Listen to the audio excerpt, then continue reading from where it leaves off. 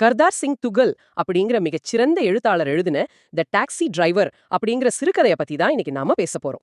இது வெறும் ஒரு பணப்பைய தொலைச்ச கதை இல்ல. நேர்மைக்கும் வறுமையில தப்பி பிழைப்பதற்கான ஒரு கடுமையான போராட்டத்துக்கும் இடையிலான ஒரு பெரிய அறநெறி போராட்டம். ஆமா, மிகச்சரியான அறிமுகம். இந்த கதையோட பின்னணியும் அதுல வர்ற கதாபாத்திரங்களோட வழியும் ரொம்ப ஆழமானது. கண்டிப்பா. அதனாலதான் உங்களுக்காக இந்த மூலக்குறிப்புகளை கொண்டு ஒரு ஆழ்ந்த அலசலை நாங்க தொடங்க போறோம். நீங்க தயாரா? நிச்சயமா. இந்த ஆழ்ந்த அலசலோட முக்கிய நோக்கம் என்னன்னா, சுதந்திரத்துக்கு பிறகான இந்தியாவுல, குறிப்பா தேச பிரிவினைக்கு பிறகான காலகட்டத்துல சாதாரண மக்களோட வாழ்க்கை எப்படி தலைகீழ மாலுச்சு அப்படிங்கறத ஆராய போறோம். அவங்களோட இடப்பெயர்வு, குடும்ப பொறுப்புகள், இது எல்லாமே அவங்க வளர்ந்த விதத்துக்கும் கடுமையான யதார்த்தத்துக்கும் நடுவுல எப்படி ஒரு பெரிய போரை உருவாக்குதுன்னு பார்க்க போறோம். சரி, இது கொஞ்சம் விரிவாக பார்ப்போம். இந்த தார்மீக போராட்டத்தை புரிஞ்சுக்க முதல்ல அந்த டாக்ஸி டிரைவர் யாரு, அவர் ஏன் அந்த நிலையில இருக்காருன்னு நம்ம தெரிஞ்சுக்கணும் இல்லையா? ஆமா, அது ரொம்ப முக்கியம். அந்த கதாபாத்திரத்தோட கடந்த காலத்தை புரிஞ்சுக்கிட்டாதான் அவரோட தற்போதைய முடிவுகளை நம்ம உணர முடியும். கரெக்ட். கதையோட நாயகன் பேர் ஹர்தீத் சிங். எல்லாரும் அவரை அன்பா திட்டு அப்படின்னு கூப்பிடுவாங்க. பிரிவினைக்கு முன்னாடி பாகிஸ்தான்ல ஒரு வசதியான ரொம்ப மரியாதைக்குரிய மேல்தட்டு குடும்பத்துல பிறந்தவர் அவரு.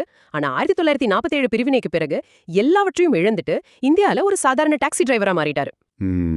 இது ஒரு சாதாரண வீழ்ச்சி கிடையாது. பல தலைமுறைகளா சம்பாதிச்ச சொத்து, சமூகத்துல இருந்த மரியாதை எல்லாத்தையும் ஒரே ராத்திரியில விட்டுட்டு ஓடி வர வேண்டிய நிலைமை. இது நான் படிக்கும்போது எனக்கு ஒரு ஒப்பீடு தோணுச்சு. இப்ப நீங்க இதை நினைச்சு பாருங்க.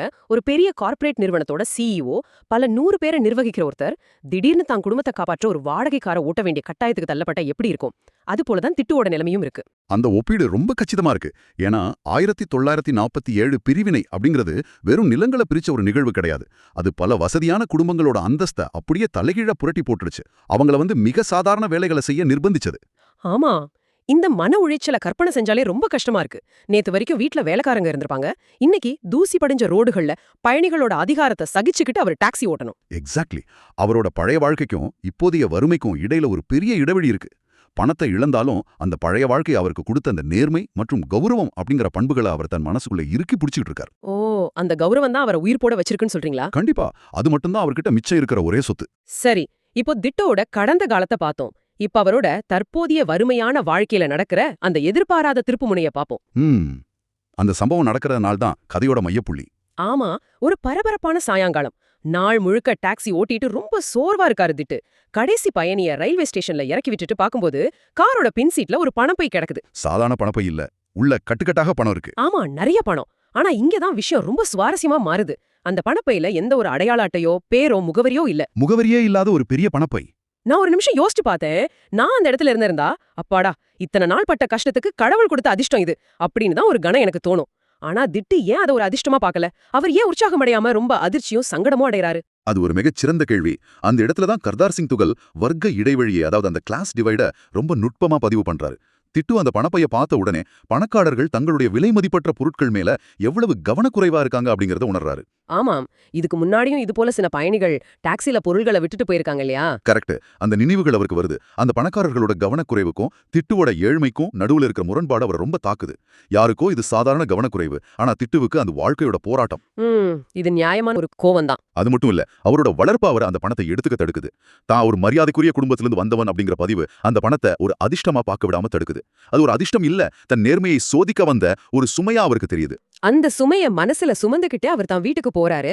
டாக்ஸியில நடந்த மனப்போராட்டம் அந்த பணப்பைய அவர் வீட்டுக்கு எடுத்துச் சென்றதும் எப்படி ஒரு குடும்ப போராட்டமா வெடிக்குதுன்னு இப்ப பாப்போம். அந்த வீட்டோட நிலைமையை நம்ம புரிஞ்சுக்கிட்டாதான் அடுத்ததா நடக்கிற விஷயத்தோட தீவிரம் புரியும். கண்டிப்பா. நீங்க கற்பனை பண்ணி பாருங்க. ஒரு சின்ன இருட்டான அறை.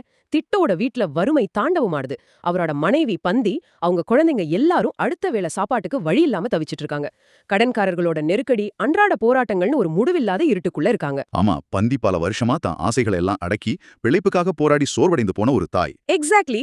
அப்படிப்பட்ட பந்தி அந்த பணப்பைய பார்த்ததும் எல்லையில்லா உற்சாகம் அடைறா.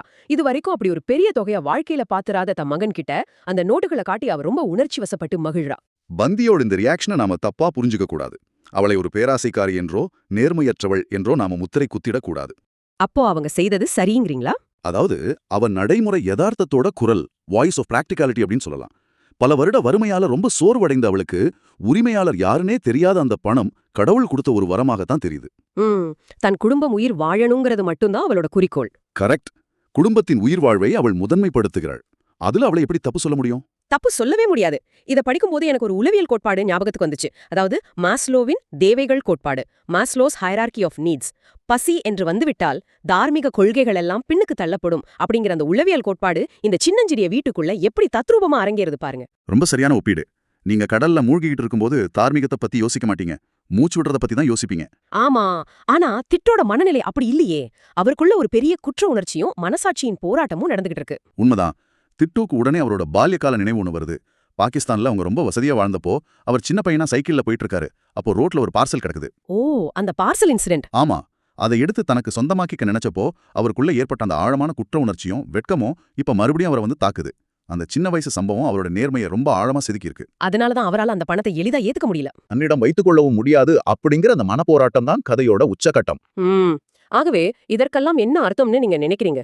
இது வெறும் பணப்பையோட பிரச்சனை அல்ல, கொள்கைகளா அல்லது குடும்பத்தின் பசியா அப்படிங்கிற கேள்வி. ஆமா, திட்டு மற்றும் பந்தி இடையேயான இந்த முரண்பாடு மனிதவளத்தின் மிகப்பெரிய அறநெறி கேள்விகளில் ஒன்றை நம் முன் வைக்குது. பொறுத்துருங்க, இந்த இடத்துல நான் ஒரு மாற்று சிந்தனையை முன்வைக்க விரும்புறேன். ஒருவேளை பந்தி சொல்வதுதான் சரியோ? எப்படி சொல்றீங்க? அதாவது கண்டுபிடிக்கவே முடியாத ஒருத்தரோட பணத்துக்காக தன் சொந்த குழந்தைகள் வறுமையில வாடுவதை ஒரு தகப்பன் அனுமதிப்பது எந்த விதத்தில் சிறந்த தார்மீகம்? கடுமையான வறுமையில உயிர் பிழைப்பதே தினசரி போராட்டமா இருக்கும்போது முழுமையான நேர்மை அப்படிங்கிறது சாத்தியமானதா, அல்லது அதுவே ஒரு ஆடம்பரம் தானா? இது ஒரு மிக வலுவான தர்க்கம். சொல்லப்போனா இதுதான் கதாசிரியர் துகள் நம்முன் வைக்கும் மிக முக்கியமான கேள்வி. அப்படியா? அவர் எந்த ஒரு தெளிவான தீர்ப்பையும் கொடுக்கலையா? கொடுக்கல. எந்த ஒரு எளிமையான தீர்வும் இல்லாமல், அதாவது ஒரு சிம்பிளிஸ்டிக் ரெசல்யூஷன் இல்லாமல் கதையை முடிப்பதன் மூலம் மனிதனின் நெறிமுறைகள் வறுமையால் எப்படி இரக்கமின்றி சோதிக்கப்படுகின்றன அப்படிங்கறத எழுத்தாளர் நமக்கு உணர்த்துகிறார். இதுதான் வறுமையின் மனித விலை. Human cost. எக்ஸாக்ட்லி. வறுமை ஒரு மனிதனோட பணத்தை மட்டும் திருடல, அவனோட நிம்மதியையும் மனசாட்சியையும் சேர்த்து திருடுது. ஒரு மனிதன் தன் நேர்மையை தக்க வைக்க தன் குடும்பத்தோட அடிப்படை தேவையையே விலையாக கொடுக்க வேண்டியிருக்கு பாருங்க. ரொம்ப ஆழமான ஒரு கருத்து. அப்போ இந்த ஆழ்ந்த அலசல்ல இருந்து நாம எடுத்துக்கொள்ள வேண்டிய செய்தி என்ன? நாமும் நம் வாழ்வில் பல தருணங்களில் கொள்கைக்கும் குடும்பத்தின் தேவைகளுக்கும் இடையே முடிவெடுக்க முடியாமல் திணறியிருப்போம். கண்டிப்பா. அலுவலகத்திலிருந்து அன்றாட வாழ்க்கை வரைக்கும் இந்த சோதனை நமக்கும் வந்திருக்கும். ஆமா, அந்த வகையில் திட்டுவின் கதை நம்மில் பலருடைய கதைதான் அப்படிங்கறத நாம உணர முடியுது. தார்மீக கோட்பாடுகள் என்பவை வெறும் புத்தகங்களில் படிப்பதற்கானவை அல்ல. அவை வாழ்க்கையின் நெருக்கடியான தருணங்களில் சோதிக்கப்படும் போதுதான் அவற்றின் உண்மையான மதிப்பு முடிகிறது. உண்மைதான். இருங்க, இந்த இடத்துல எனக்கு மூல குறிப்புகளில் இல்லாத ஒரு புதிய ஆழமான கேள்வி தோணுது. கேட்பாளர்களே, இத கொஞ்சம் கற்பனை செய்து பாருங்கள். அந்த பணப்பையின் உரிமையாளர் வேண்டுமென்றே திட்டுவின் நேர்மையை சோதிப்பதற்காக அதை அங்கே விட்டு சென்றிருந்தால் என்ன ஆகும்? ஓ, அது ஒரு வித்தியாசமான கோணம். ஆமா, யாரோ நம்மை ரகசியமாக கண்காணிக்கிறார்கள் என்று திட்டுவுக்கோ அல்லது பந்திக்கோ தெரிந்திருந்தால் அவர்களின் முடிவு மாறியிருக்குமா? கண்டிப்பா மாறி இருக்கும். அப்படியானால் நமது நேர்மை என்பது நமக்குள் ஆழமாக பதிந்திருக்கும் ஒரு பண்பா, அல்லது சமூகம் நம்மை பார்க்கிறது என்பதற்காக நாம் போடும் ஒரு முகமூடியா? நீங்களே சிந்தித்து பாருங்கள். மிகச்சிறந்த கேள்வி. மீண்டும் அடுத்த அலசலில் சந்திப்போம். நன்றி.